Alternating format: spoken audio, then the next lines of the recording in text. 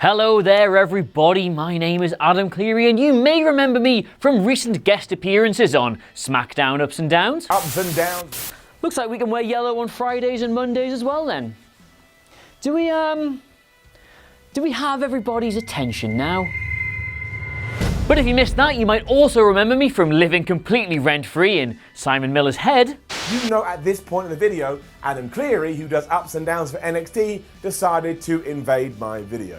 Listen man, you don't need to do that. There is no need. If you want to walk on my patch, much like Raw just did to the NXT guys, well technically NXT 1. The point is, I will also kick your ass verbally. We'll have a verbal exchange and I will kick your ass. Look, now I'm just playing the damn trumpet. Don't come on my turf, boy. Otherwise, bad things gonna happen. Yes, what a fun week that was, but we are back into it right now with NXT Ups and Downs, and there is still so much as ever to get through. Now, if you sat there thinking, Adam, maybe you shouldn't be making fun of Simon like this, well, don't worry, I can assure you it's absolutely fine. The man lives 200 miles away and wouldn't do anything about it, even if he got the chance. Look, go on, give you a free hit, Simon, free swing, and nice big arms, go on, right there.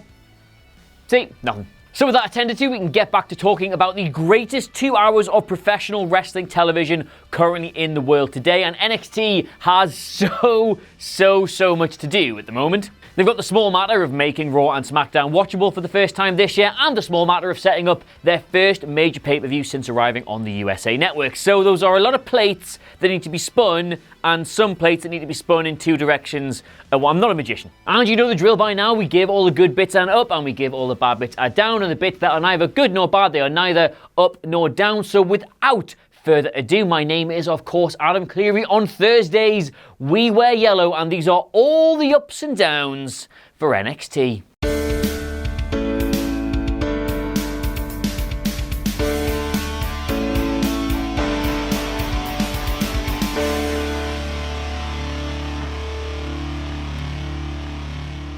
Alright, we start the show by carrying on immediately from where Raw left off, and that is with the OC beating the absolute piss out of Undisputed Era. Now, I'm not going to give this a down, because I'm a kind and gentle man, but just a quick freeze frame here of Bobby Fish's face hitting that wall. That's really lame. Don't try and add gritty realism with ketchup. Now, I'll tell you why this is a smart move to pick things up immediately after Raw, because the whole invasion so far has felt predominantly about Adam Cole. Now, yes, he's probably the biggest star on this brand, and you want to utilize that star power, yes, but this is supposed to be brand warfare, and that kind of falls apart when it feels like it's about the individual. So taking the OC and having them beat up the Undisputed Era, wow, I really salvaged that one. Having them beat up the Undisputed Era makes it more encompassing. It's good. And these three are actually a really smart pick for this whole we wanted to come see what was going on in NXT angle, because somehow the three of them managed to bypass NXT on their way to the main roster. Like Styles, Gallows and Anderson all feel like they should have come through developmental, being pulled straight out of TNA in Japan respectively, but they didn't. They went straight to the main roster. Thus, there's not like this whole confusing, but wait, weren't you champion here 2 years ago, Pat? That would have happened with pretty much anybody else. Up. And then, oh my God, right, this just throws up so many good combinations, doesn't it? I never thought I would see Ciampa versus Miz. I have had that. I never thought I would see Bryan versus Adam Cole. I've had that. I never thought I'd see Rollins versus Adam Cole. Now I've had that. And now I've had a face-off between AJ Styles and Tommaso Ciampa with Keith Lee and Matt Riddle there to talk about the size of their bollocks, just to make it all that much better. Now, this promo was... I'll tell you what, right? I think Styles is a good promo, and I think Ciampa is a good promo, but every time I see them both do promos, I think, oh, it's a little bit lame, that. You just haven't quite got it for me. Like, Ciampa's against The Miz was a bit all over the place, but this, they both absolutely nailed. And as somebody who does not consider this particular job to not be a main roster WhatCulture show, I like that Tommaso Ciampa does that main roster gimmick. And I mean, fair enough, isn't it? NXT's now on television, and it also has me to go through all of its good and bad points, so it is bona fide, it's legit, it doesn't get any better than that. This segment's an up as well. But it's not all good news, this segment, is it? Because Chris, if you wouldn't mind, please, maybe just zoom and enhance there on AJ Styles' jeans and shoe combination. That is genuinely horrendous. That is honestly a down. You cannot let a grown man get away with that. Get one gay friend. This all sets up a mouth-watering main event between the OC and Riddle, Lee and Ciampa. But before we get there, we've got a whole show to go through. And first up was Pete Dunne versus Damian Priest in a rematch, which was a rare occasion of a sequel being much better than its original, even though it was rehashing all the same beats. Now, later on in this episode, I'm going to show you two people whose styles don't work well together, but this is absolutely not an example of that. Pete Dunne used a surprising amount of athleticism and strength when Priest would have thought he had the advantage in both of those departments, and it made for a really entertaining, really engaging match, which, I mean, it made both men work outside their usual comfort zones and showed what great wrestlers they both are, even if Priest is a little bit rough around the edges. Now, the match has loads of good spots, please do go and check it out, but the finish is absolutely delicious. Dunne kind of gets him in a bit of a hold. Priest retreats into the corner, blocking the ref's view, and with an opportunity to do so, Dunne kicks Priest in the knackers, reflecting the fact that Priest did that to Dunne to pick up the win the other week. Now, Pete Dunne is a face. However, Pete Dunne is not a baby face. He's not a squeaky clean face. He is not above breaking the rules in order to win, and returning that favour to Priest to get the win doesn't then bury Priest. It doesn't kill his momentum that he's picked up from beating Dunne, if that makes any sense. It's good character development at the end of a good match that just nicely mirrors the previous installment. I absolutely love this. It's an up. Like, if I've kind of gone a convoluted way around explaining that, think about it this way. Did Pete Dunne feel like he'd been squashed when he lost to Priest? No. Does Priest now feel like he's been squashed for losing to Dunne? No. They have set up a perfect third match in all of this, but we won't get it anytime soon, will we? Because Killian Dane interrupted to add himself to the equation and beat up both men. Now, I might normally say that's a mess and give it a down, but I actually really liked it. I think it does well for all three men, so I'm going to give it an up as well. And congratulations to Killian Dane, by the way, who I think I gave consecutive downs to every single week of this show until last week or the week before. Genuinely, they have pulled around this character from being just lame and unthreatening, and now I really want to see this triple threat, and I really want to see Dunne versus Priest again, and I really want to see whoever wins this feud between the three of them go on to something bigger. Good work, NXT. Just before we go on, I like to make little notes about things Mauro Ranallo says during the show, and he did so many in this one match alone that I gave up this gimmick for the week at the end of it. Just some personal highlights here. The Archer of Infamy went lower than his own voice to pick up the win. Good. With all due respect to David Beckham, nobody bends it like Pete Dunne. Also good. I wouldn't mind if this rivalry lasted as long as a Ken Burns documentary. Who gets that joke other than me? Taynara versus Santana Garrett, which is actually much harder to say than you might think. Up next in a women's division match, which, as I've said a million times, the women's division is the best thing in NXT. It's the best thing in WWE, full stop. And this match was, of course, quite bad. Look, the whole thing about NXT is you need to have this constant cycle of talent, and there's always got to be people who are far rougher around the edges, far from the finished article, coming through to replace those that eventually go on and leave. But Taynara, seeing that she kind of feels like the one down from the current title picture, oh god, she's got a way to go, and this match did not help her at all. Like, it was fine in part, it did what it had to do, but so much of it was sloppy. There were so many near botches or actual botches, and even the finish itself, when Santana goes off the thing to do a moonsault, and then I think Taynara is supposed to roll out the way of the landing, but instead she rolls into her hand, so it looks like she's actually counted it, but nobody really knows what's going on, and then she hits a finisher, which they've not really done anything to establish it as a finisher yet, so it just kind of looked like she kicked her in the face and won, and I was just sort of sat there going, ugh. So yeah, the match was a down, I'm sorry to say, but this bit of commentary was really good. Another monumental win for Taynara, and I was like, monumental win?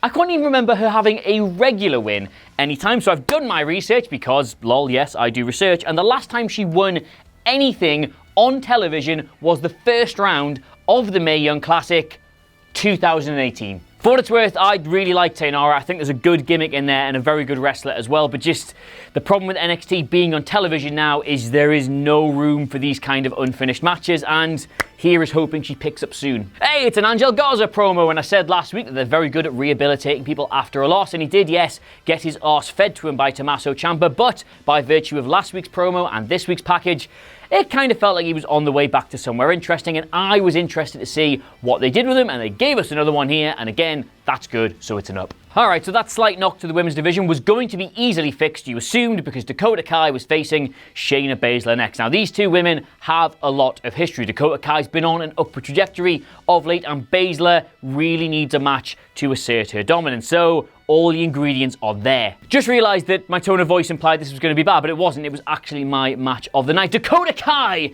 if you are watching this, you have completely won me over on you in the space of 2 short weeks. If I had heard a fortnight ago they were going to do a War Games match and you were going to be in it, I would have done this whole what a waste of a pick thing as well. But in the space of just 2 matches, the tag team with Tegan Nox and the singles match here, you've shut me up entirely. You are the best face in peril and one of the most agile strikers in the company. Very rare you see Baszler take any kind of offense on television, to be honest, but they did a great job here of showing you that Dakota Kai is definitely ready for a War Games match. And then they snatched it away, which is sad but great storytelling. The finish here, where Baszler wraps her up in the kuda clutch and then makes a tap after she nearly gets to the ropes, is genuinely some of the best television work I've seen Baszler do in NXT. But it did more than that. It got Kai over as being much better than everyone's giving her credit for, which if you're then going to take it away by giving the spot to Mia Yim, great, well done. I love the match and I love the story it told. It all gets an up. And you know what? Not only does it get an up, I am giving that particular up, and in particular Dakota Kai, this week's yellow jacket. Because, of course, friends, hashtag on Thursdays, we wear yellow. But I tell you what doesn't get an up, though, and that's... look, I get a few people tweeting me every now and then saying, what's your problem with Mia Yim? I don't have a problem with Mia Yim. I think she's occasionally very good. She just sucked the last couple of times she's come out. Anyway, they have this big brawl at the end of the match. Both sides of the War Games teams come out. There's a big brawl. Candice, Io, Bianca, the lot of them, Rhea Ripley, everybody. And Mia Yim makes the save for the faces. Rhea Ripley then says this is her team for War Games. It's not Dakota Kai, even though she's proved she's worth the spot. It's Tegan Nox, it's Candice LeRae, it's herself, and it's Mia Yim. Cue Dakota Kai walking off looking very sad. Teasing a heel turn? I don't know. And I'll tell you why this gets a down, right? I cannot wait for the first ever Women's War Games match. I am sure that match will be excellent. But what has been genuinely excellent already is the NXT Women's Division. And this idea that there are almost limitless contenders for Shayna Baszler's title. And they all are blurring the lines between face and heels. They've all got their own little storylines in between, their own rivalries, but it's all about that prize. It's all about the NXT Women's Championship. And now, they're all just best friends because there's history to be had. Rhea Ripley has looked like a monster every single time she's been on TV, and now she's got a backstage segment where she's like, oh, these are my best friends, and we're going to go take on Shayna Baszler. So, the what? The championship? No idea what you're talking about, mate. Like, nobody's bothered about the championship now. Are they not? They just want to win a War Games match. All those matches they've had, all the rivalries, all the feuds, all the times they've got on the mic and said, Shayna, I'm next in line for that championship. Even people who are literally on Shayna Baszler's team have done that, and now nobody cares. They have done such a good job of building this, like, universe of storytelling, this universe of the women's division in its own right, and just gone, alley-oop. It's just a shame that, and they're going to drop it as soon as the match is finished and expect us to pick it all up again, and they can just do better than that, in my opinion. It's disappointing. It's a shame. It's a down. I shall try and compose myself just in time to tell you about Dominik Dijakovic and Isaiah Swerve Scott in a match which, as I said before, sometimes you can have contrasting styles that just don't quite work, and this is an example of that. I love both men in the ring. I did not love this match. Basically, they're just so opposed to each other in terms of their philosophy that any transition in the match was obvious from a mile away. Neither really did enough to put the other over as a credible threat, especially in Scott's case. He just never looked like he was being treated even remotely seriously by his opponent, who is supposed to be like a face in this scenario. It didn't work. Basically, both these men feel like they're on an upward trajectory, so normally there has to be, if there's going to be a loser, they need to be able to come out looking strong. And Scott didn't really feel like he did here. He just felt like he got swatted down by Dijakovic. You got him up for the feast your eyes, and then bang, 1, 2, 3. He's probably going to go on to fill the extra spot in War Games, but I don't really know what Scott does in the near future. He's clearly going to be earmarked as a big potential for NXT, but just after that loss, I don't see it happening soon. So, sorry boys, this one is a down, but I expect better next week, please. Alright, here you are, your main event, and this is a massive two-parter because they had the match and you had the stuff after the match, even though the stuff after the match was still part of the match. We'll get to it. First off, an absolute instant classic main event for the ages on NXT TV between 3 genuinely credible stars from the main roster and 3 incredibly exciting homegrown talent in NXT. This worked, the match anyway. They took Ciampa out early doors, but they allowed the heels to use their experience to kind of establish themselves as a dominant force, which allowed Riddle and Keith Lee to keep changing hot tags and getting lots of momentum off the back of this. Matt Riddle, sir, you are a goddamn megastar. If anybody came out of this match looking unbelievable, it was him. Just these combinations of throws, of suplexes, of strikes, of knees, of kicks, of everything. He looks like... he's unlike a wrestler I've ever seen before. I want him versus Brock, and I want it next year. Also, can I just say, if we can get a quick freeze frame of this is the best ref bump I have ever seen in my life. That one where the big guy catches the person at the 90-degree angle and just shoves him across the ring. That, but the referee steps exactly into their path at that exact moment. Keith Lee, I once, and I think I made this joke before, I once asked him after a WCPW show if he could just throw me back home to Newcastle, and he looked me up and down and said, probably yes. I believe him. So the whole match gets an up, but if you're wondering why I'm doing that before I tell you what the actual finish is, it's because there wasn't actually a finish to this. Despite the talent on display, despite the stakes heading into two separate pay-per-views, they opted to do just a non-finish, not even a DQ. It just didn't end and the show went off the air, and that is, oh God, this is worrying. What you had here was AJ Styles and the OC, established members of the main roster, and Tommaso Ciampa, Matt Riddle, and Keith Lee, established members of NXT. Whoever wins, that is a big blow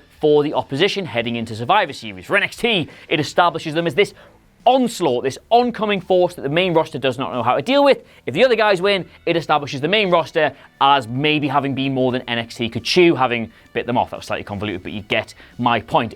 Doing neither of these things does nothing for anybody. So what actually happens? Well, we get the ref bump, and then from there we get Ciampa setting up Styles for the fairy tale ending, but Balor's music hits and like, oh my God, Finn Balor hates everybody on NXT, but is on NXT and also doesn't like people on the main roster. What's going to happen here? So he does the 1975 or whatever that band's called on the ramp on Matt Riddle, and then Styles gives him this.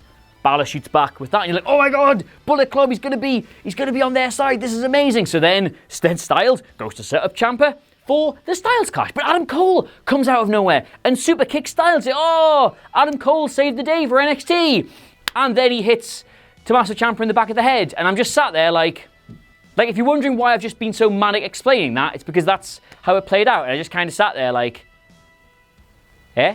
And what this shows is the massive problem NXT currently have on their plate, because they have to set up two separate pay-per-views. They have to set up Survivor Series, where they are a united force, they are Triple H's army going against the main roster, but they also have to set up War Games the night before, where they are all fractured and hate each other and need to have feuds settled in War Games matches, and need to pay off these long rivalries they've been building on television, and you can't do both. And that's what this messy segment at the end was. Nobody had any clear direction. I don't know what Balor wants. I don't know who Balor is trying to get. I thought it was Gargano, but now he's kind of doing stuff on Riddle and not helping Ciampa. And I thought that Adam Cole really hated the main roster now, but he was gonna, and now he's not. It doesn't make any sense, and it makes for convoluted watching. And I would just like clear, defined allegiances going into Survivor Series, or clear and defined rivalries going into War Games, and I'm not getting either. Now, I will caveat all of this by saying that they might clear it up next week, or the matches we get at these pay-per-views will be worth all of this nonsensical booking, but